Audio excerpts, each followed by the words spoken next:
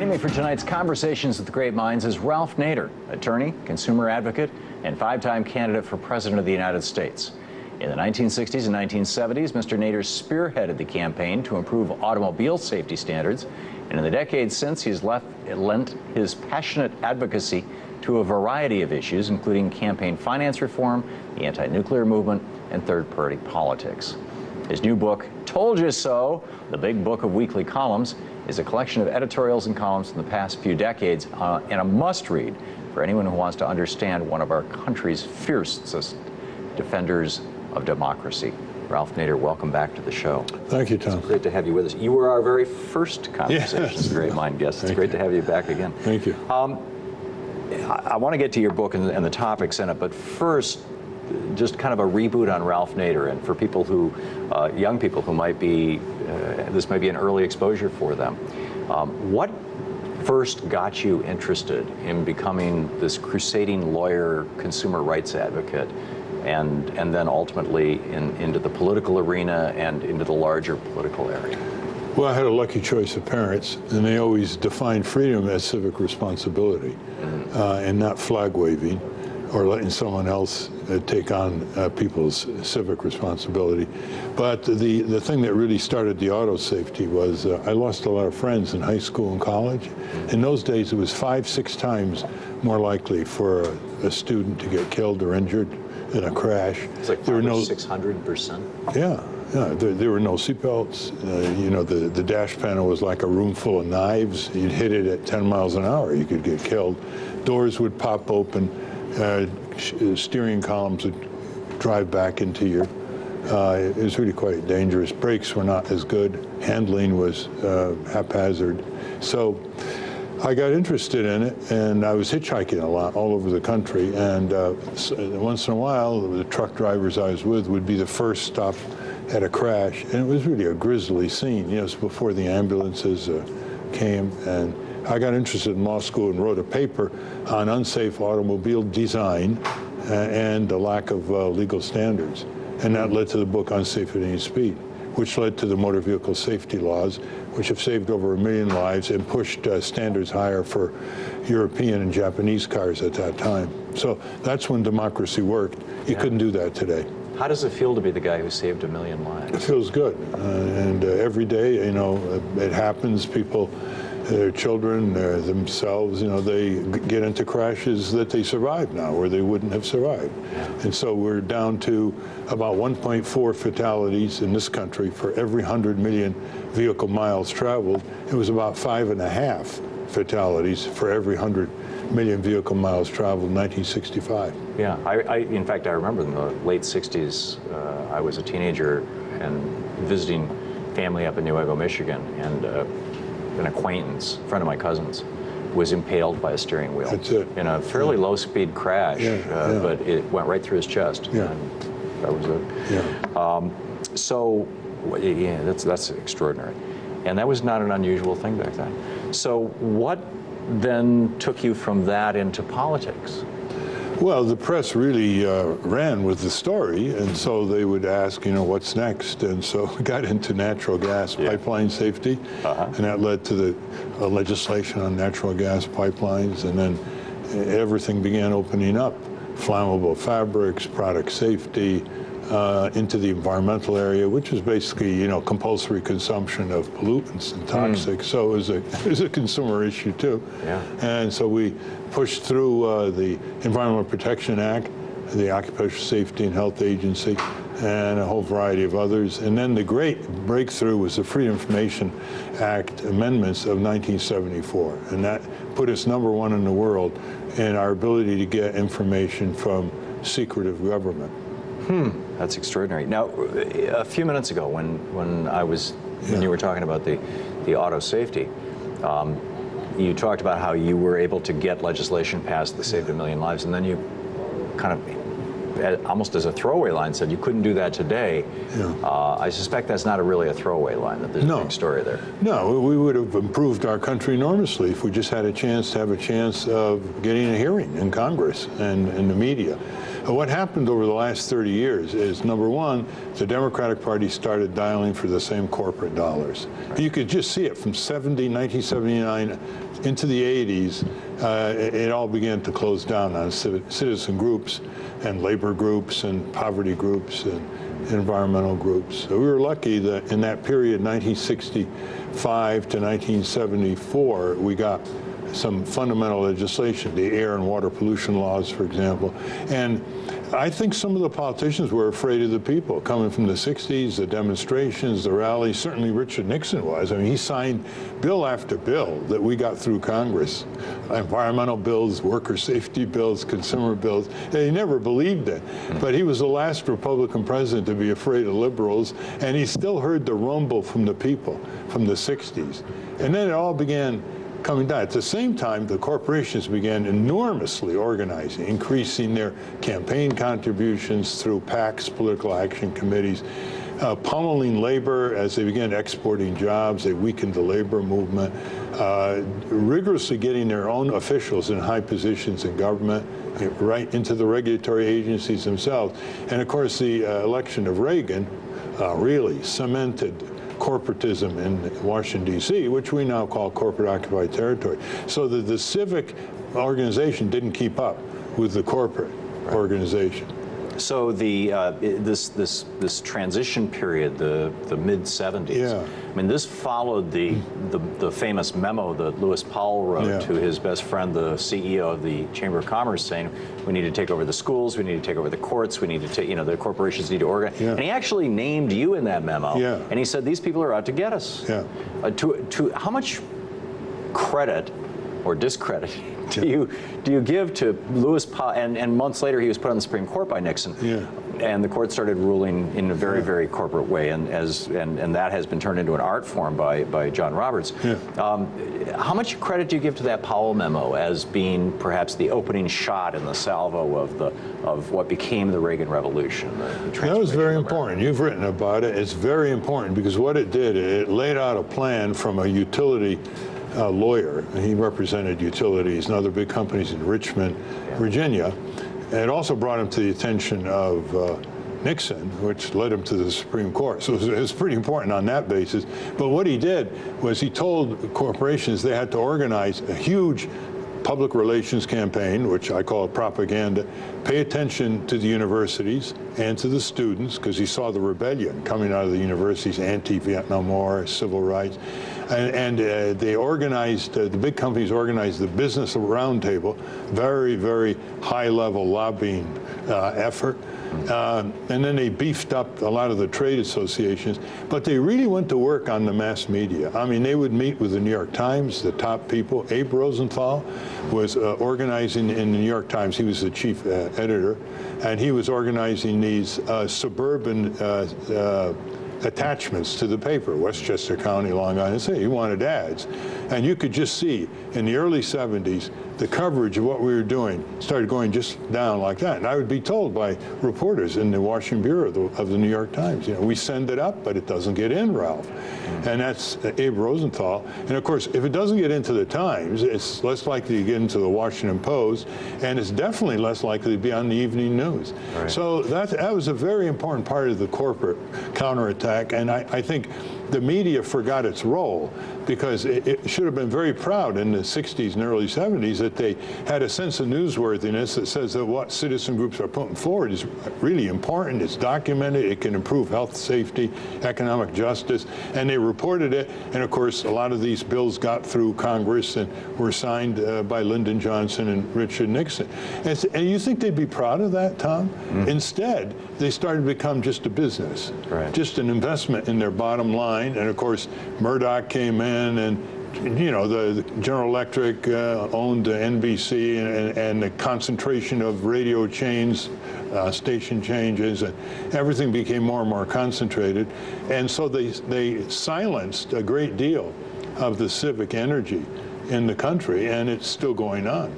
Well, and there were some milestones along the way in that. In '87, Reagan stopped the enforcement of the, well, in '82, he stopped the enforcement of the Sherman Act, leading to the M&A explosion. In '87, he stopped the FCC Fairness Doctrine, which required news to actually be news, and suddenly we had infotainment. And then in '96, Clinton signed the Telecommunications Act, which auctioned off our airwaves.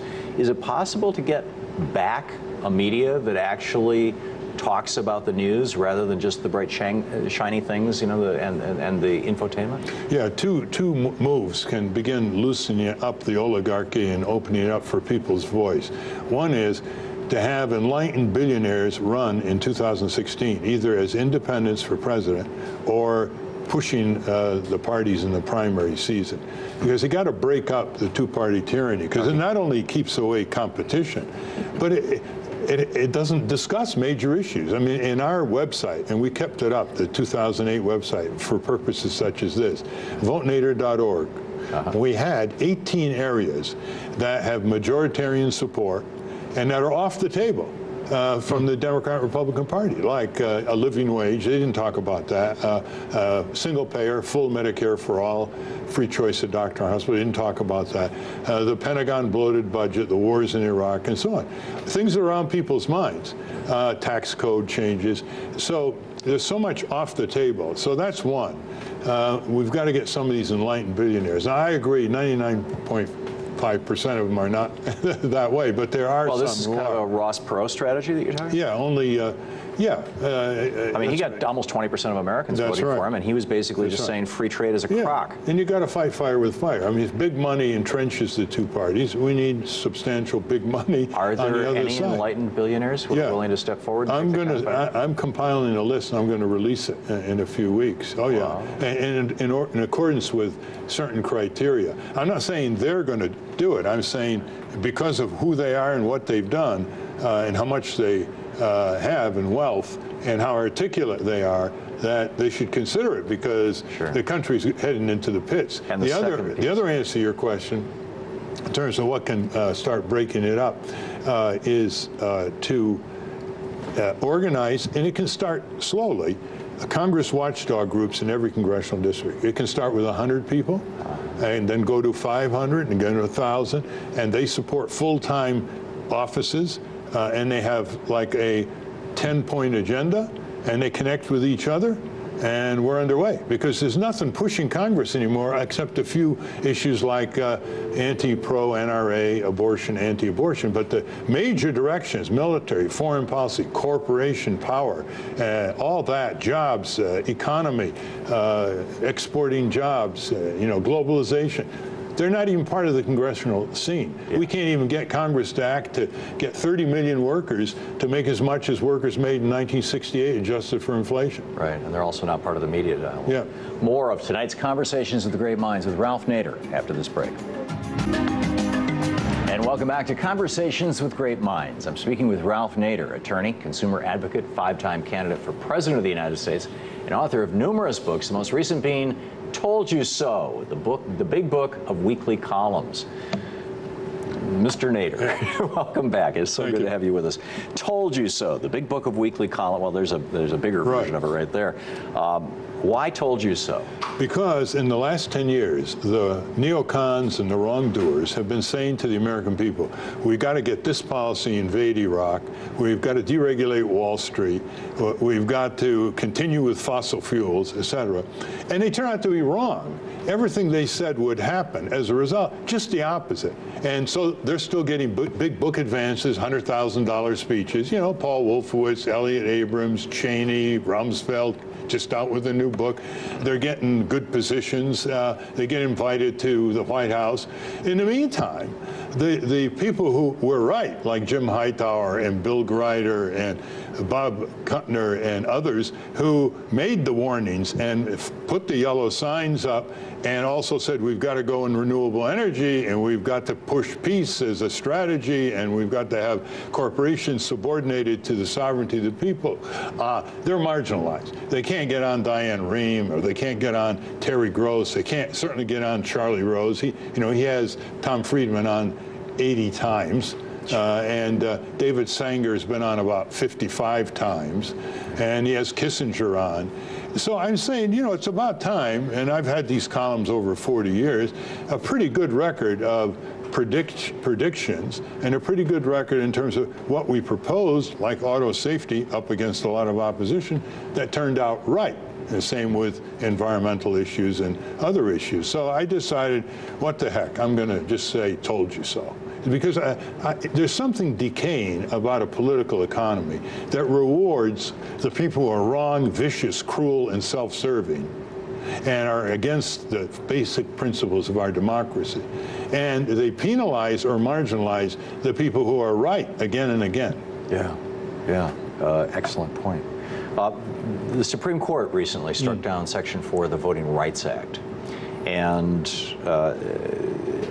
this seemed to me, I mean, the 15th Amendment not only says that people should have the right to vote regardless of race, but Section 2 says the Congress shall have the power to make legislation to enforce this. The Voting Rights Act was that legislation.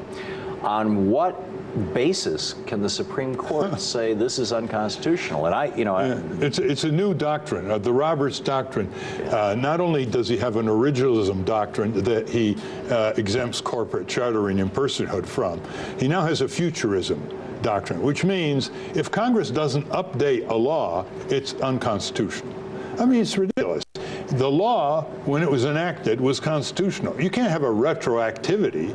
When it was enacted, it was constitutional. It was determined as such by prior Supreme Courts. So this is a bizarre doctrine that basically says, well, in our opinion, in our judicially dictated opinion, we, 5 members of the Supreme Court, say that things aren't so bad in terms of racial discrimination. Therefore, we're going to invalidate an important part of the law, gutting it, until Congress rewrites it. Right. I mean, this is the most judicially active gang of 5 by far in the history of the Supreme Court. And when you combine that with just the doctrine that the court itself can overthrow laws passed by Congress, which was established by the court itself in 1803, the Marbury v. Madison case, which is not in the Constitution. That's right. As Scalia, oddly enough, pointed out yesterday in his bench statement, he said the Constitution does not give us the power to overthrow. He just came right out and said it. This it seems like we have moved from being a constitutionally limited representative democratic republic to being a constitutional monarchy. And these are the monarchs. Very much so. It's executive power. Congress has abdicated the war declaration power, the appropriations power, and so on, so much. And the rest is dumped into the hands of unelected 9 justices. I mean, it's just unbelievable what's going on. So what do we do? We have a de facto coup d'etat that is continuing. I mean, NAFTA and WTO. I mean, what's the idea? They can bypass our constitutional processes and put the authority in a secret tribunal in Geneva, Switzerland? Right, and for people who don't know what we're talking about, the Constitution says that the treaties have to be ratified by the Senate with a two-thirds majority. Two-thirds majority. And instead, they've presented these things as trade agreements, and now we don't even have the ability to litigate them. The litigation process is not in our court system. We don't have standing. They've thrown out all Americans and they don't have standing to sue. Right. And they got it through with 51 votes. That's all they had to have because they renamed it a trade agreement, as you said, instead of a treaty, which all the other countries called a treaty. I mean, these kinds of maneuvers constantly. But they have one theme.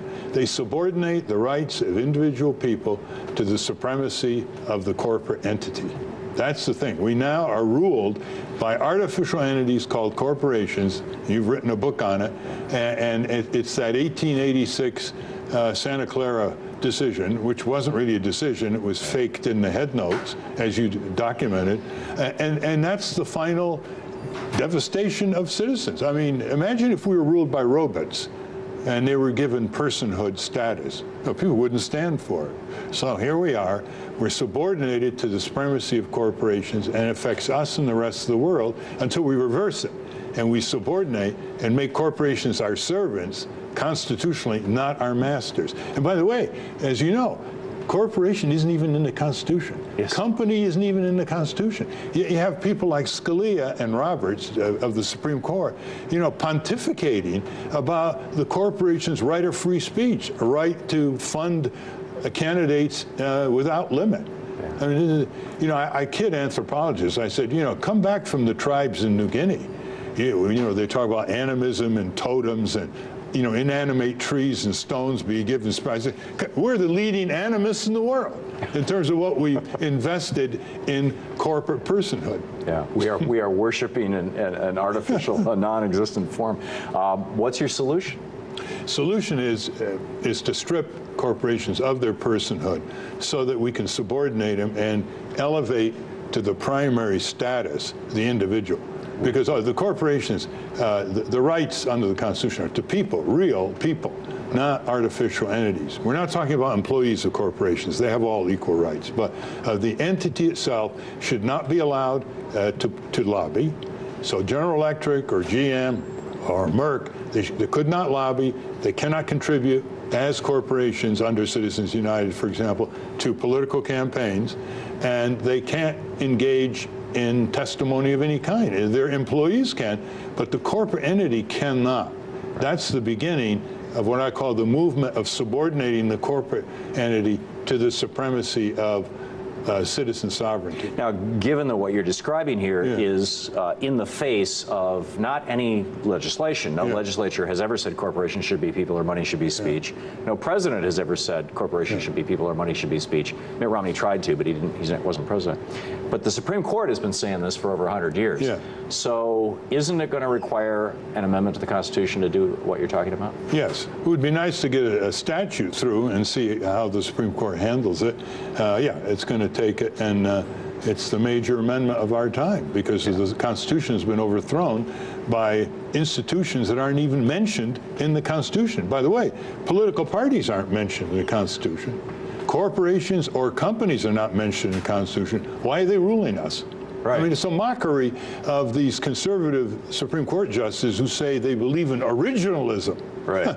Well, go back to originalism, and you wouldn't have written the opinion in Citizens United. Yeah, absolutely.